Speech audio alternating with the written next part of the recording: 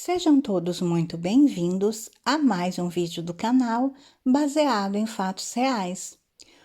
Hoje, mais uma história para vocês, mais uma viagem no tempo. Mas antes de irmos para a história, eu peço a vocês que deixem o like nesse vídeo, que me ajuda muito.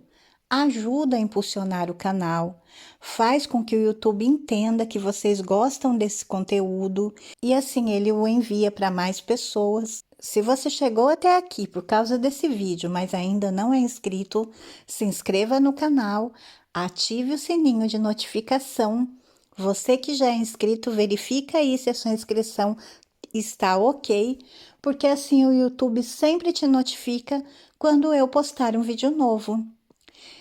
Deixem um comentário, nem que seja um emoji. Eu fico sempre muito feliz de ler.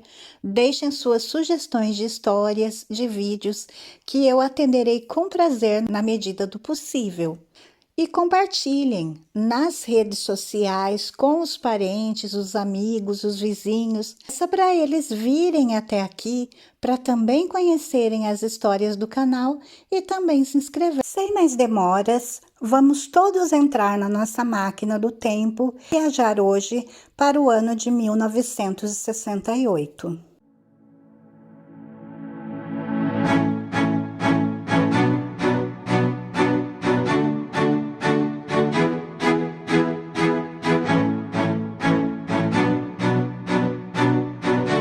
O vídeo de hoje é um vídeo bem interessante. Eu acho que vocês vão gostar muito de conhecer essa história, porém ela é uma história cheia de curvas sinuosas. Quando você pensa que vai pegar uma reta, tem uma curva no meio da história e você acaba se deparando com uma outra teoria.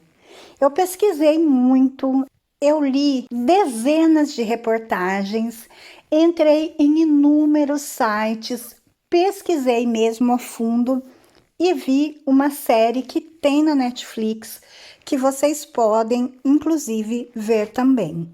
Portanto, eu quero deixar bem claro aqui que tudo que está nesse vídeo está documentado na série na Netflix e também em reportagens de sites, inclusive sites oficiais, inclusive do Vatican News. Portanto, eu não estou falando nada da minha cabeça ou do que eu acho. Está tudo nessas páginas e vocês podem ver. A gente vai contar aqui hoje uma história que causa muita indignação até hoje nos italianos e no mundo em geral, que é a história de Emanuela Orlandi. A Emanuela Orlandi era uma jovem apenas que nasceu em 14 de janeiro de 1968, portanto ela teria completado agora 55 anos, ou completou, porque até hoje não se sabe, viva se ela está morta, o que aconteceu com ela. Mas vocês já vão conhecer essa história. Então, a Emanuela Orlandi, ela teria hoje 55 anos e ela desapareceu misteriosamente em 22 de junho de 1983. Ela era filha de um cidadão do Vaticano, do senhor Ercole Orlandi. O senhor Ercole, ele era funcionário da prefeitura da Casa Pontifícia. Então, assim, a família da Emanuela é uma família muito conhecida e era uma família, e é uma família que vive no Vaticano há mais de 100 anos. Ela tem um irmão que é o Pietro, que hoje ele tomou a frente das buscas pela irmã. Aliás, a vida desse jovem, desde os 20 anos, tem sido procurar pela irmã e lutar para saber o que aconteceu com a irmã. Pietro, ele fala várias vezes em vários lugares que eu pesquisei, inclusive recentemente no Facebook, ele publicou essa mesma frase e ele vai falar durante o documentário em várias reportagens várias vezes que a família dele trabalhou no Vaticano por mais de 100 anos e que serviu a mais de 7 papas. E uma frase que o pai dele costumava muito dizer: fui traído por aquele a quem servi. Então a gente vai conhecer um pouco mais essa história. Eu já adianto para vocês que eu vou tentar resumir e vou tentar contar de uma forma assim mais fácil para que vocês entendam. Mas o que acontece? Durante a história aparecem vários nomes, várias pessoas e vão surgir várias teorias. Só vocês que fiquem aí e que, se porventura esse vídeo ficar um pouco extenso, eu peço desculpa a vocês. Enfim, quando a Emanuela ela tinha 15 anos, ela desaparece misteriosamente. Porém, esse desaparecimento vai ter muitos desdobramentos. Mas antes de começarmos a contar a história, nós começamos com a notícia mais recente que se tem sobre o caso Emanuela Orlandi. É uma notícia do dia 15 de janeiro de 2023, portanto, semana passada. No dia 14 de janeiro, Emanuela teria completado 55 anos, no mesmo dia que eu, por sinal. E um dia após, dia 15 de janeiro, uma notícia em vários sites dava conta de que centenas de pessoas, entre elas familiares e amigos da família da jovem, inclusive o Pietro, que vocês estão vendo aí, é o irmão dela que está à frente disso, eles se concentraram em Roma, não muito longe da Praça de São Pedro, para mostrar então a indignação pelo caso dela, até hoje não solucionado, que é então essa menina que desapareceu há quase 40 anos, daqui a pouco a gente está completando aí 40 anos do desaparecimento dela e nunca soube o que se aconteceu com Emanuela. Essa semana, então, a semana do dia 15 de janeiro, o Vaticano confirmou que reabriu a investigação do caso. Ainda bem, e esperamos que agora seja resolvido. Eu vou contar para vocês todas as informações que a gente tem até agora. O caso ele foi reaberto, até agora não foi passado nenhuma nova informação, mas eu garanto a vocês que assim que novas informações forem divulgadas pela imprensa, ou se finalmente esse caso for solucionado, que é o que nós esperamos, porque ela tem um pai que se foi sem saber o que aconteceu com ela, e ela tem uma mãezinha aí de 92 anos que quer uma resposta. A mãe dela diz que não quer morrer, não quer ir embora, sem saber o que houve, o que realmente aconteceu com a filha. Então, nós esperamos que agora, com essa reabertura do caso, que realmente a verdade venha à tona, que a família possa saber o que aconteceu com ela, que essa mãe possa levar uma flor no túmulo dela, que a mãe dela diz que é o que mais ela deseja, e que essa família possa ter paz, finalmente descansar. Em julho de 2019, então noticiado que o Vaticano ele abre 2 túmulos em um pequeno cemitério dentro do Vaticano. Lembrando que o Vaticano ele tem 2 cemitérios apenas. Então, um túmulo é aberto. A suspeita de que Emanuela Orlandi estaria enterrada nesse túmulo. Em 22 de junho de 1983, Emanuela Orlandi, então com 15 anos, desaparece após uma aula de música. Abrir esse túmulo em julho de 2019, o Vaticano está admitindo que há possibilidade de envolvimento no caso dessa menina. Se alguma coisa e essa menina está enterrada no Vaticano, o Vaticano sabe, tem envolvimento. O caso da Emanuela Orlandi não é uma história qualquer de um desaparecimento comum. Muitos italianos acreditam que algo está sendo encoberto, que tem alguma coisa escondida nesse caso. É surpreendente e é muito séria. Dependendo dos desdobramentos que isso tiver, ela pode ser o maior escândalo que a igreja já teve, o maior escândalo que a igreja e o mundo já viu. Mas uma coisa também muito séria é que tem uma família que espera a volta dessa moça ainda. Um dado muito interessante que me chamou muita atenção e tocou meu coração foi que a família deixa a chave na porta até hoje, na esperança de que a Emanuela volte para casa. O quarto dela continua do jeito que ela deixou, com os mesmos ursinhos, com as mesmas bonecas, do jeitinho que a Emanuela deixou, ainda está o quarto na casa dela. É desumano que essa família espere ainda depois de tantos anos. Sim, eles merecem, eles precisam de uma explicação. Eles precisam e merecem saber o que aconteceu para que possam tocar a sua vida adiante, porque há quase 40 anos essas pessoas não vivem. O Vaticano ele tem quase 2.000 anos de segredos guardados, mas o que eles têm que entender é que não importa o quanto se guarde um segredo, um dia ele aparecerá. Um dia ele virá à tona. A família toda da Emanuela, então, vivia no Vaticano.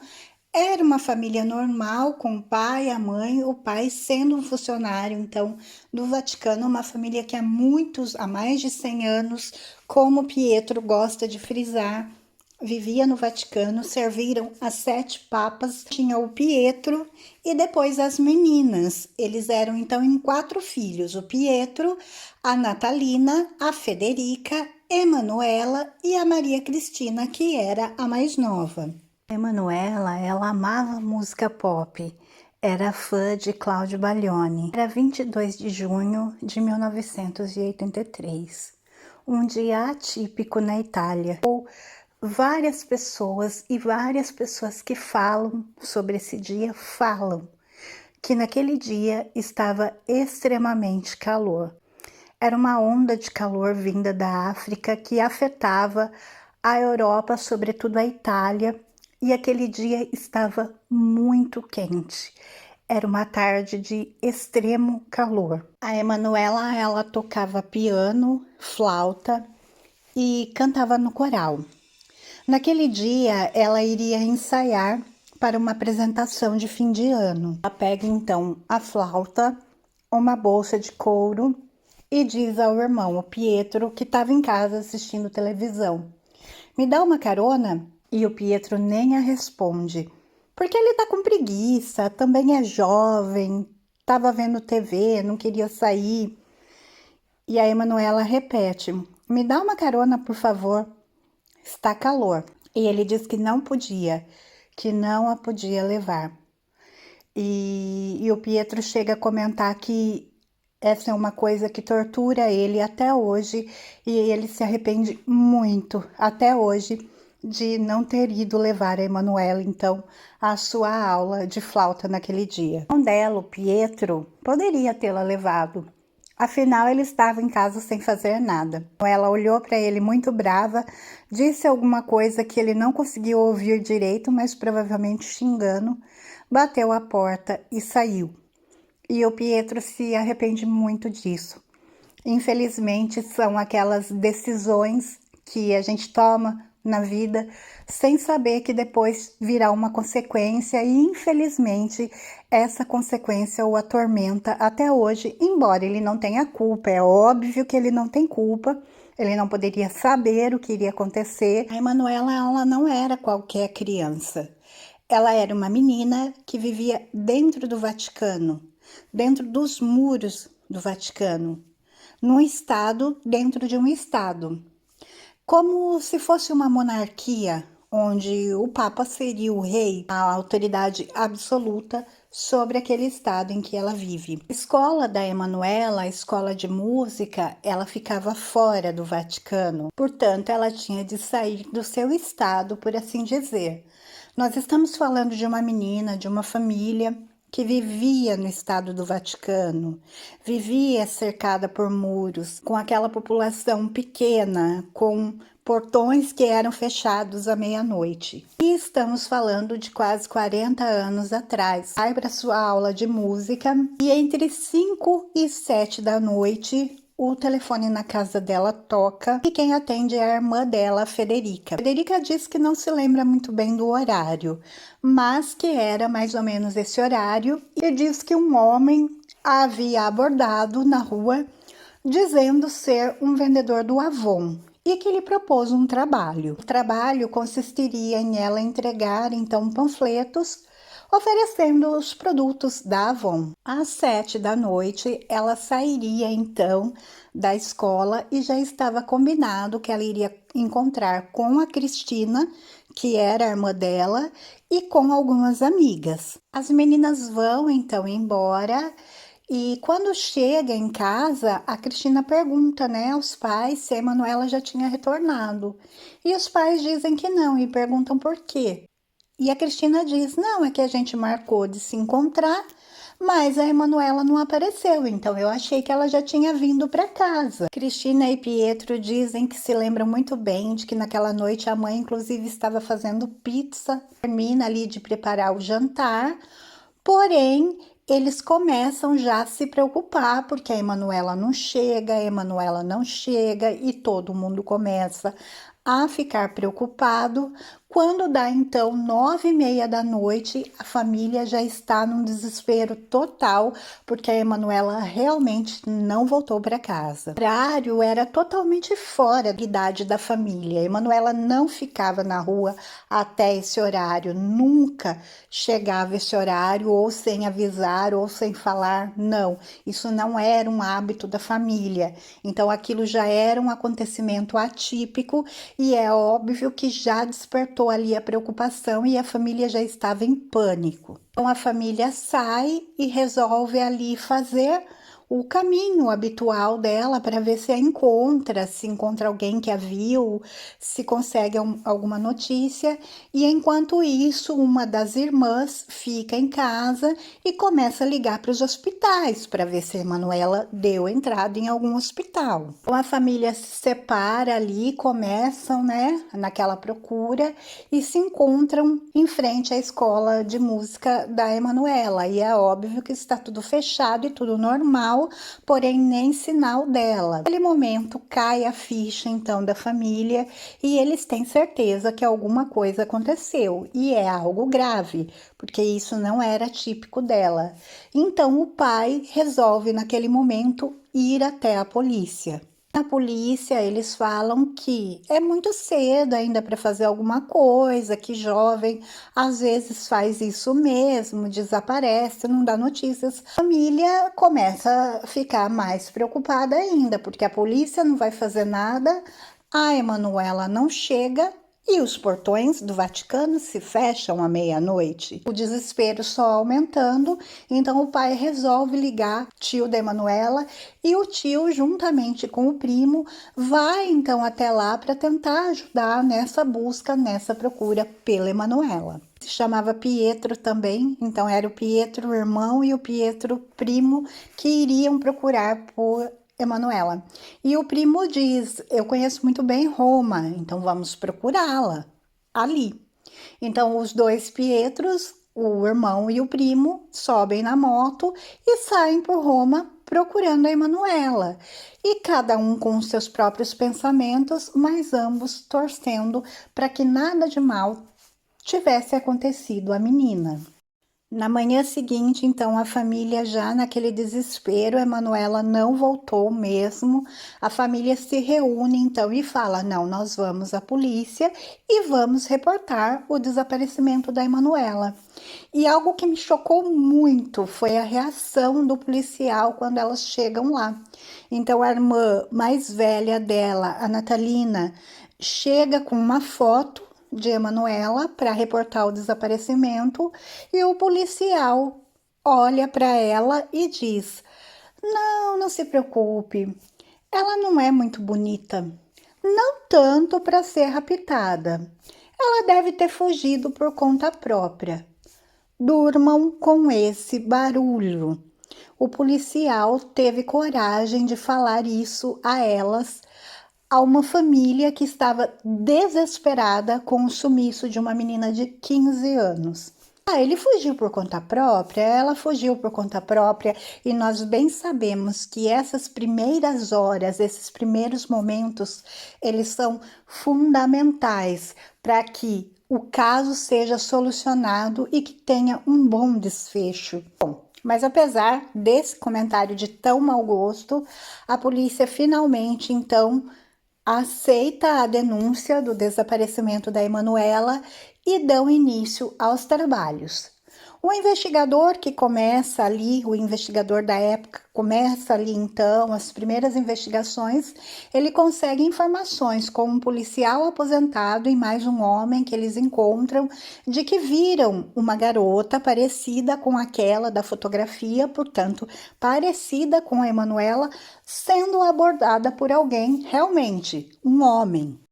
Então, eles informam ali que o homem aparentava ter os seus 35 anos, mais ou menos 1,80 m, 1,90 m, que ele havia parado o carro, que era uma BMW verde. Essa descrição faz com que a polícia acredite que talvez seja o homem da Avon. Naquele ano, havia acontecido vários casos assim, em que o jovem desaparecia e pouco tempo depois voltava. E a polícia também sempre espera um desfecho bom e espera um melhor.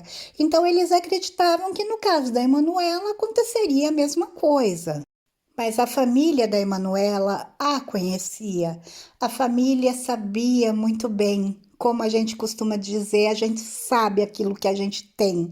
Então a família sabia quem era ela, sabia que ela nunca tinha feito isso e não era do feitio dela fazer uma coisa dessa.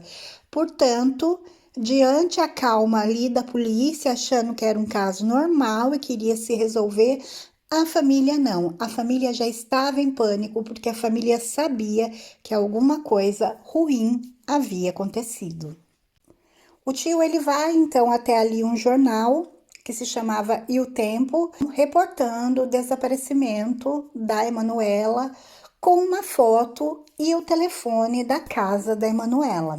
Telefone da família para qualquer informação, para algum contato. Uma nota pequena, lembrando que nós estamos falando de quase 40 anos atrás, portanto, não se tinha internet, não se tinha telefone celular, não se tinha nada disso, era somente o telefone fixo e mais nada. Divulga assim o telefone, o número do telefone, começa a acontecer aquilo que acontece até os nossos dias e que não foi diferente. Começam a surgir inúmeras ligações, algumas só de curiosos, outras de pessoas brincando, horríveis, pessoas se passando por sequestradores, pessoas brincando com a dor e o desespero da família.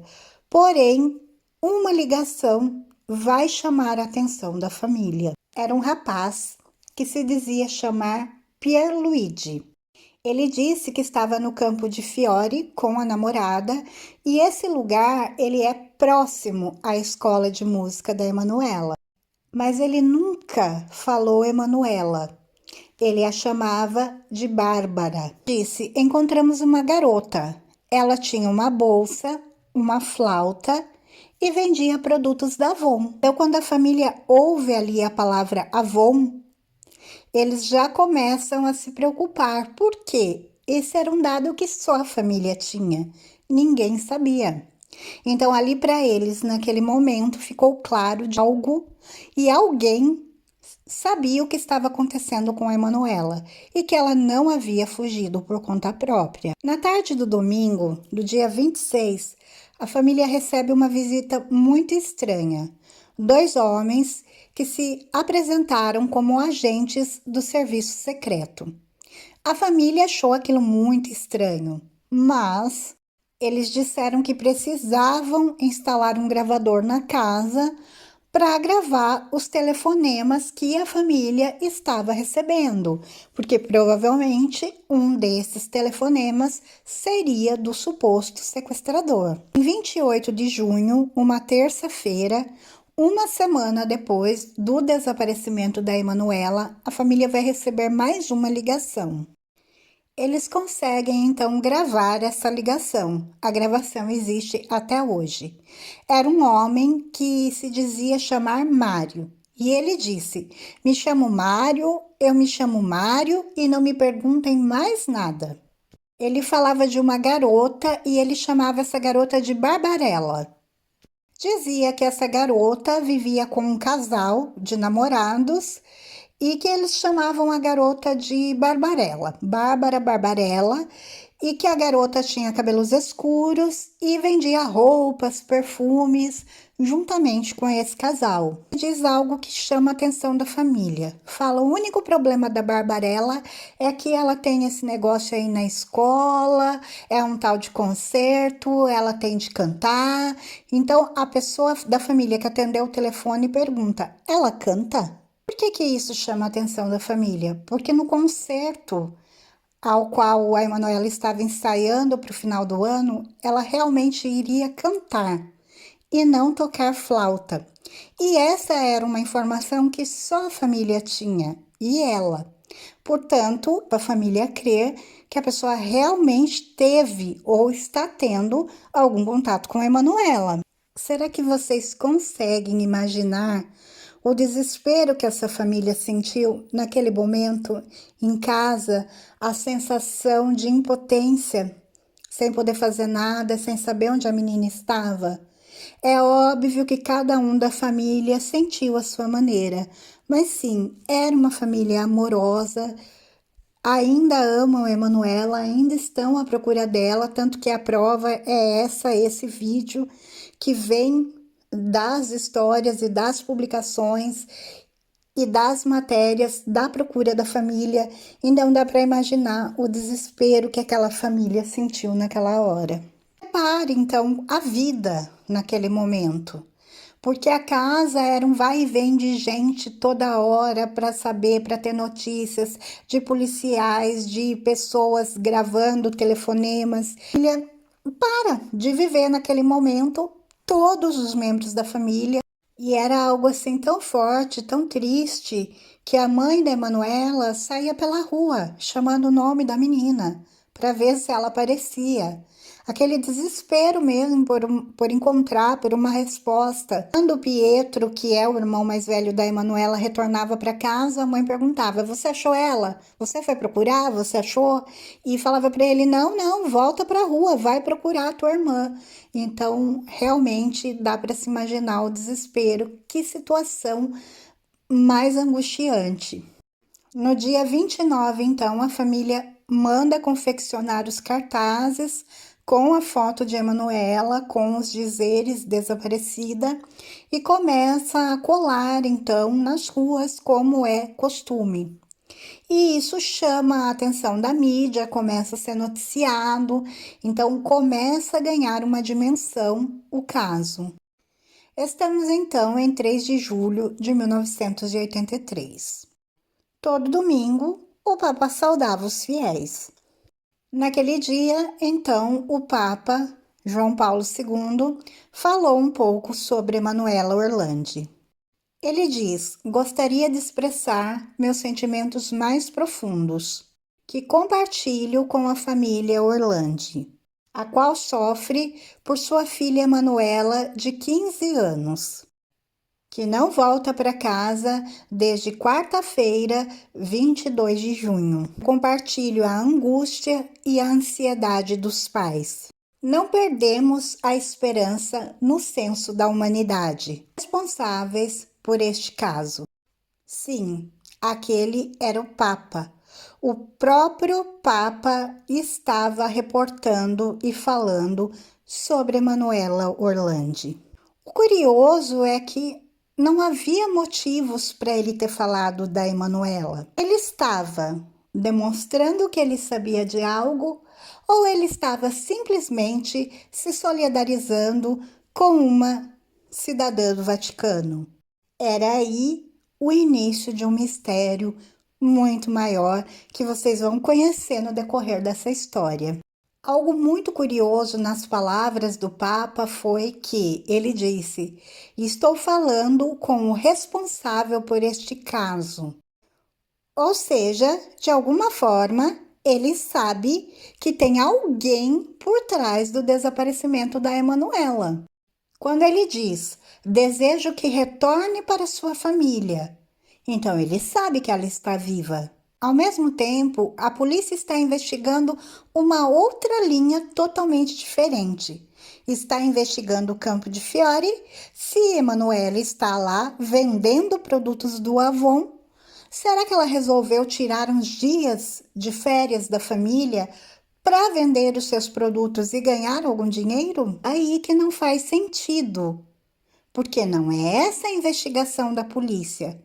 Como o Papa sabe? Quem deu essa informação a ele? 2 dias depois desse comunicado oficial do Papa, mais uma ligação. A pessoa do outro lado dizia: aqui é o americano. Prestem atenção, porque eu não tenho muito tempo. Tenho informações a respeito da sua filha. Sim, a pessoa realmente parecia não ser italiano.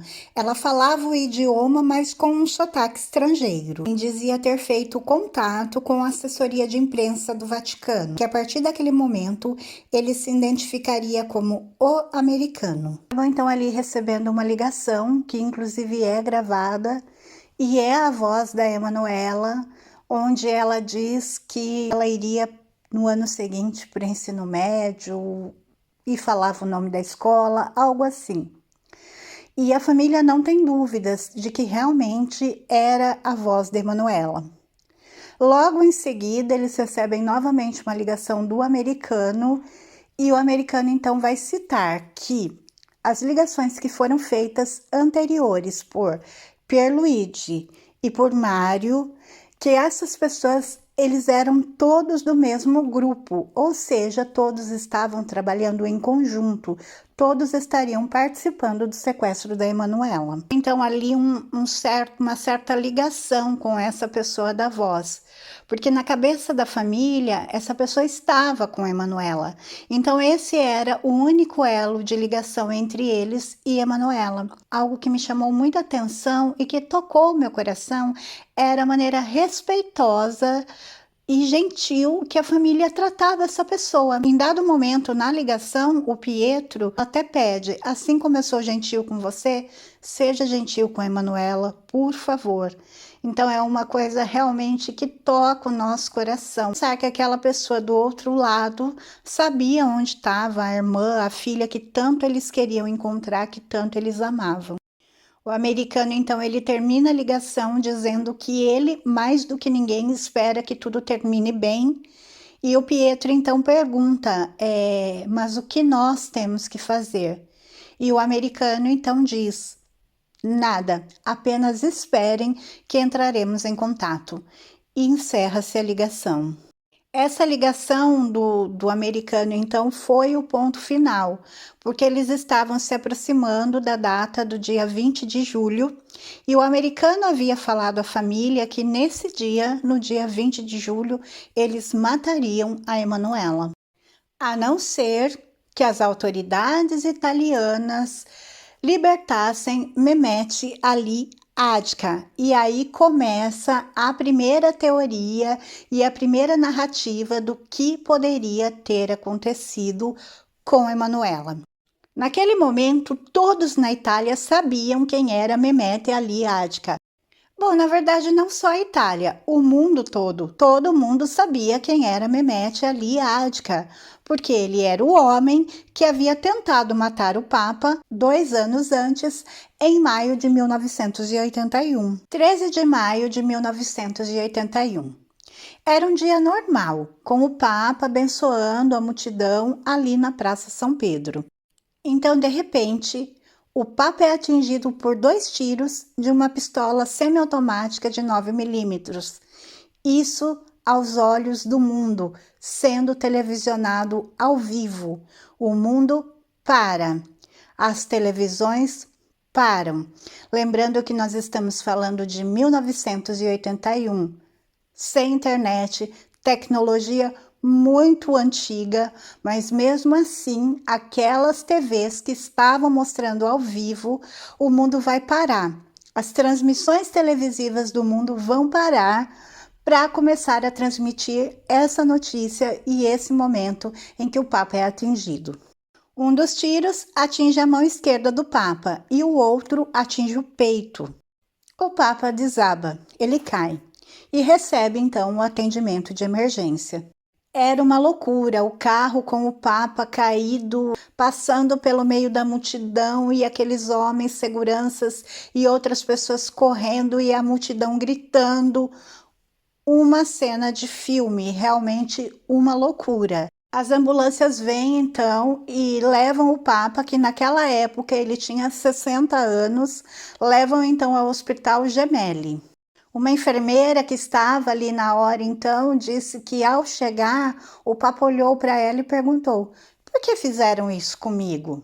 O atirador ali no meio da multidão e da confusão, ele consegue então se evadir, sair ali da Praça São Pedro. Só que antes dele conseguir entrar, sair do Vaticano e entrar no território italiano, uma freira vai vê-lo, vai derrubá-lo e vai conseguir segurá-lo até a polícia chegar para prendê-lo. Cerca de 30 centímetros do intestino grosso do Papa João Paulo teve que ser removido e ele ficou em estado grave. O homem, então, ali identificado como o atirador preso, seria o Mehmet Ali Adka e ele tinha 23 anos na época. As autoridades italianas rapidamente identificaram o Adka como membro dos Lobos Cinzentos, que era um grupo turco de extrema-direita responsável por vários ataques de terror, que vocês sabem. Então aí chegamos a 2 anos depois no desaparecimento de Emanuela, no sequestro de Emanuela. Será que Emanuela seria uma moeda de troca para libertar o Adka? A família é então jogada dentro daquele furacão de uma hipótese de um mundo que eles nem sequer sabiam que existiam. Emanuela estava em todos os telejornais da Itália e do mundo, sendo noticiado filha do funcionário do Vaticano que está desaparecida e seria então uma provável moeda de troca. A família então ali fica muito assustada com essa possibilidade e muito entristecida. Natalina chega a falar que naquele momento ela pensou: acho que nunca mais veremos Emanuela. E infelizmente, até o presente momento, até hoje, ela tinha razão. A família percebeu ali que era algo muito maior do que eles pensavam, e aí eles viram o quanto eles realmente estavam de mãos atadas, impotentes diante dessa situação. No dia 5 de julho, uma terça-feira, faltava então 15 dias para o prazo que era estipulado, onde eles matariam Emanuela. Os sequestradores, eles fazem uma ligação, os supostos, sequestradores fazem uma ligação para a ANSA, que é a associação televisiva. Falam que eles encontrarão provas de que Emanuela está viva na Piazza del Parlamento. Vão até esse lugar, até essa praça, e realmente encontram algo na lixeira. Era algo assim que realmente foi considerado importante porque era uma mensagem que tinha uma fotocópia da carteirinha da escola, da Emanuela, da escola de música, até mesmo o recibo do pagamento da escola. E tinha uma mensagem da Emanuela, estava escrito com muito amor, sua Emanuela.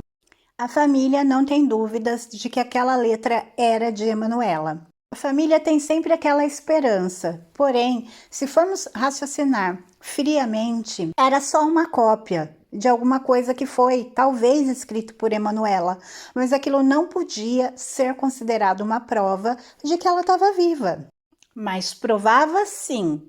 Todos aqueles documentos e a letra provava que aqueles sequestradores realmente tiveram acesso a Emanuela e até mesmo aos seus pertences pessoais. Esse bilhete mostrava que não tinha teor nem conteúdo ali de medo ou de sofrimento, qualquer coisa assim. Então a família é incentivada a pedir aos sequestradores uma prova de vida real, uma prova de que Emanuela realmente estava viva. Então o tio da Emanuela vai até a mídia, até a TV e faz esse apelo. Ele diz que não adianta mandar bilhetinhos com cópias de documentos dizendo que isso seja uma prova de que Emanuela está bem, porque a família não acredita nisso. E que eles querem realmente uma prova física palpável de que Emanuela está realmente viva. Em 8 de julho, sexta-feira, 12 dias para o prazo final. Mehmet Aliadika, ele dá uma declaração. Ele diz na declaração que ele está ao lado dessa garota inocente, que ele está do lado da família, do Vaticano, da verdade, e que ele não tem nada a ver com o desaparecimento de Emanuela. Condena o sequestro de Emanuela. Ele é levado, então, pela polícia de Roma para prestar depoimento.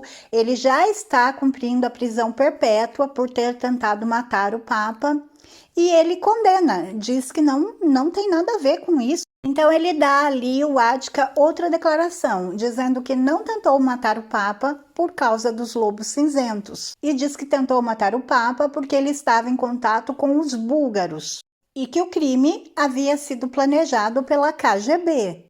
Porém, essa declaração KGB teve algum sentido na época. Afinal, João Paulo era o Papa polonês. Então, a Adka começa ali naquele momento a falar, dá a entender que os responsáveis querem a liberdade dele a qualquer custo. Por quê? Para silenciá-lo, para ele parar de falar. A família deve ser muito difícil. Uma família pequena, simples, com um dia a dia normal, como qualquer família, e de repente sai desse mundo e vai para uma conspiração internacional. Estamos no dia 17 de julho, domingo, e a ANSA recebe outra ligação, dizendo que dessa vez eles encontrariam uma prova de que Emanuela estava viva. Era uma ligação do americano. O jornalista corre então ali até o local indicado e realmente encontra na lata de lixo um pacote. O jornalista abre então aquele pacote e ali dentro contém uma fita cassete. De um lado era a mesma mensagem dos supostos sequestradores, dizendo que queriam a liberdade de Aliadika em troca da vida de Emanuela. Porém, do outro lado da fita cassete era uma mensagem perturbadora, que perturbou muito a família. Era a voz de uma mulher, supostamente de Emanuela, sendo torturada com gemidos e pedidos de socorro e dizendo que estava doendo muito, porque, meu Deus, dói muito. E, enfim, essa era a maneira que eles encontraram, então, para pressionar ali a família, provavelmente, e mostrar que Emanuela estava viva, porém sofrendo torturas. A data final, o prazo final tinha sido dado. O Vaticano, então, ele fornece uma linha telefônica confidencial, única e exclusiva para esse contato, então, com os sequestradores.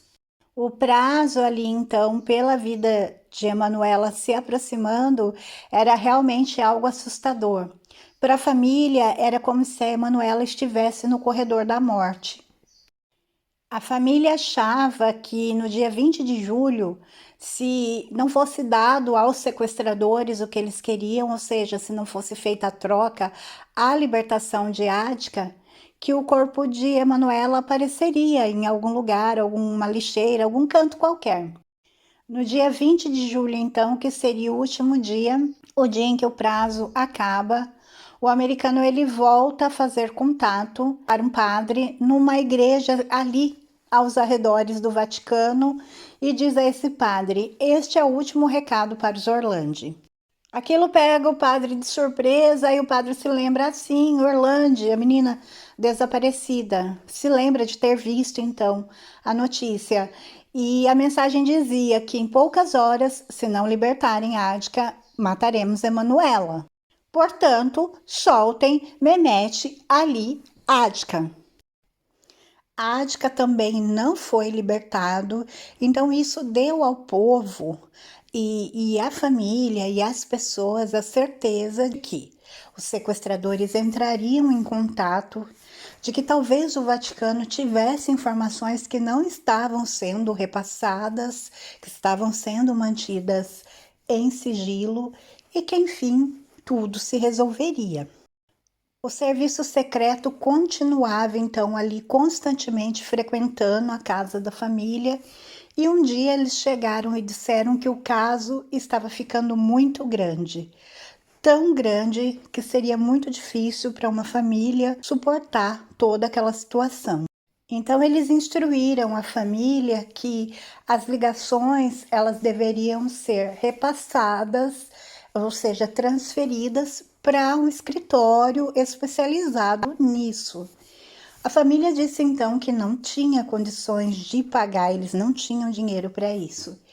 E a resposta dos agentes ali do serviço secreto foi realmente surpreendente, porque eles disseram: isso não é um problema de vocês, isso não é um problema da família da Emanuela, então era um problema de quem? Então o tio da Emanuela, o Mário Meneguzzi, que tinha tomado ali essa dianteira em estar na mídia falando em nome da família, foi novamente à televisão e disse: nós, a família da Emanuela, não atenderemos e não responderemos mais a nenhum telefonema relacionado com a Emanuela.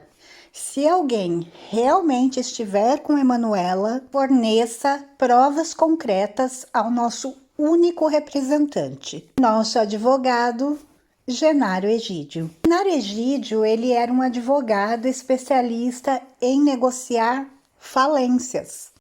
Mas não, ele não tinha nenhuma experiência com o terrorismo ou com negociar reféns.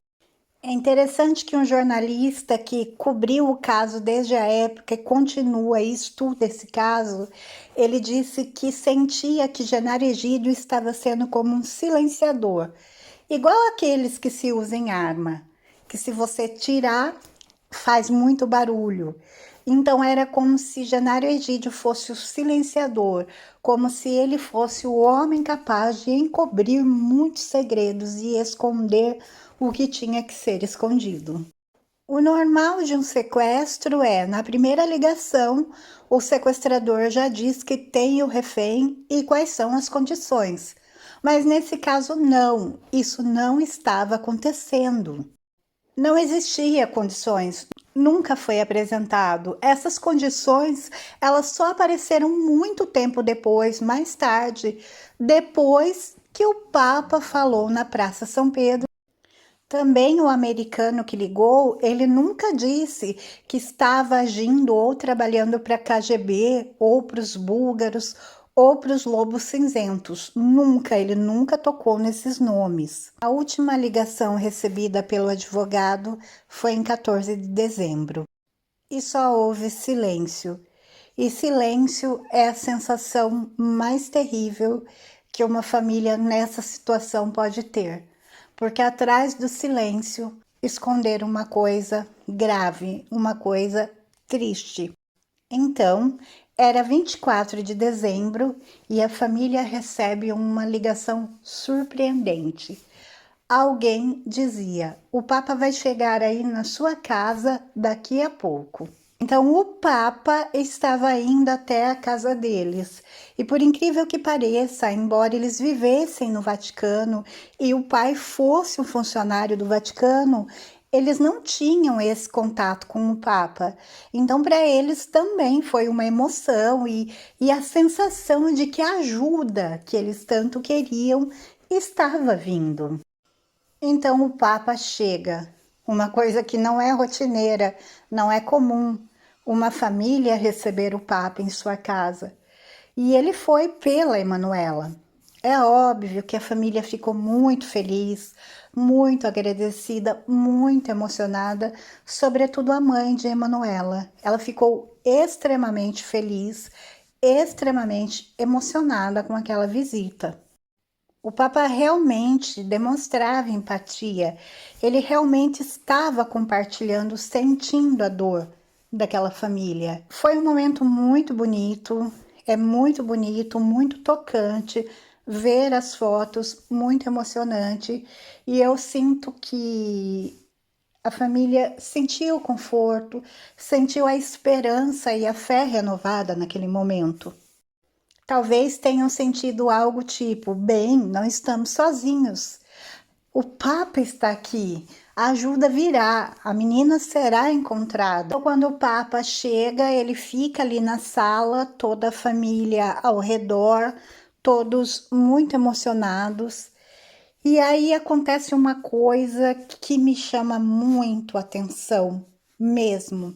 Eu tive que ver e rever essa cena várias vezes. O Papa diz à família que se trata de um terror internacional, um crime internacional, e que eles estão fazendo o que podem para ajudar a solucionar. Porém, ele diz isso olhando para o chão o tempo todo. O pai e a mãe de Emanuela estão na frente dele, em pé, ele também está em pé, os irmãos ao redor, mas ele não consegue olhar nos olhos de nenhum deles. Não.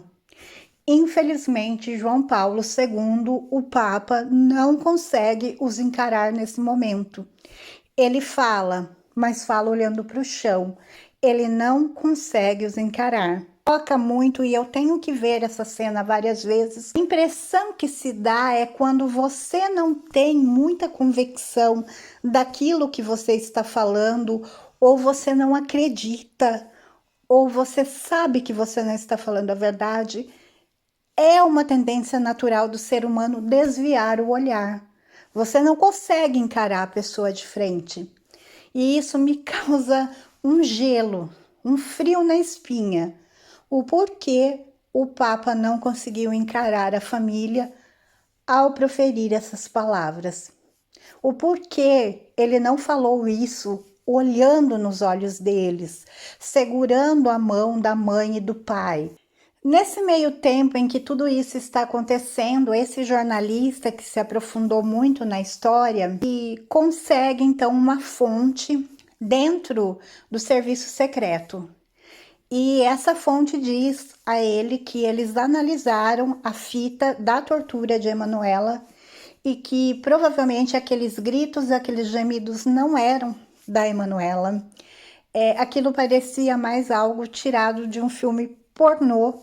Acreditem se quiserem, durmam com esse barulho. E provavelmente aquilo não era Emanuela.